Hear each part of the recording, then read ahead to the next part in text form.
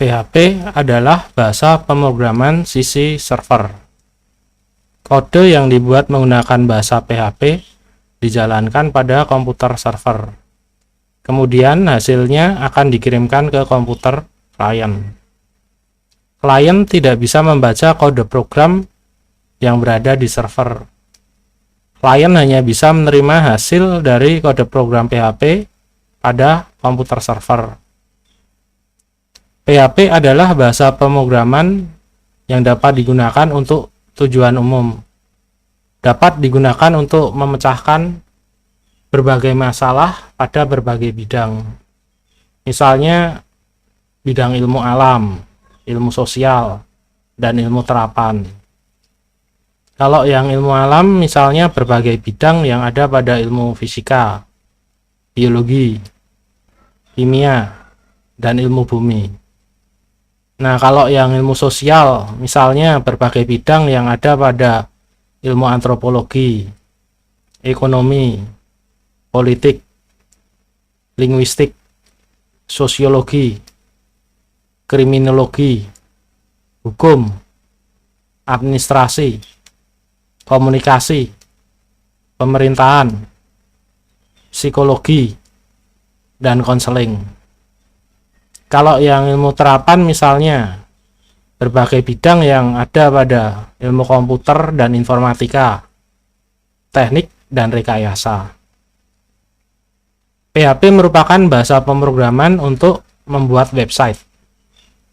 PHP memang merupakan bahasa pemrograman yang khusus digunakan untuk membuat website. Dengan kode program PHP, website bisa menjadi lebih dinamis dengan berbagai data yang dimiliki oleh server, beserta perubahan yang bisa dilakukan oleh kode program PHP.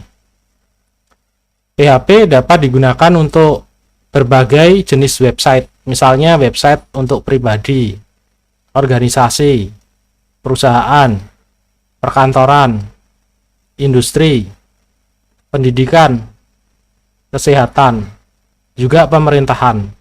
Dari skala yang kecil sampai skala yang sangat besar. Di samping itu, PHP juga dapat digunakan untuk membuat aplikasi konsol yang sering disebut sebagai PHP CLI atau PHP Command Line Interface. Aplikasi konsol ini merupakan aplikasi yang menggunakan antarmuka berupa tulisan. Jadinya aplikasi ini menggunakan perintah yang berupa tulisan. Inputnya juga tulisan. Outputnya pun juga tulisan. PHP dibuat oleh Rasmus Lerdorf pada tahun 1994. Seorang programmer yang merupakan keturunan Denmark dan Kanada. Nah, pada awalnya PHP adalah singkatan dari Personal Homepage.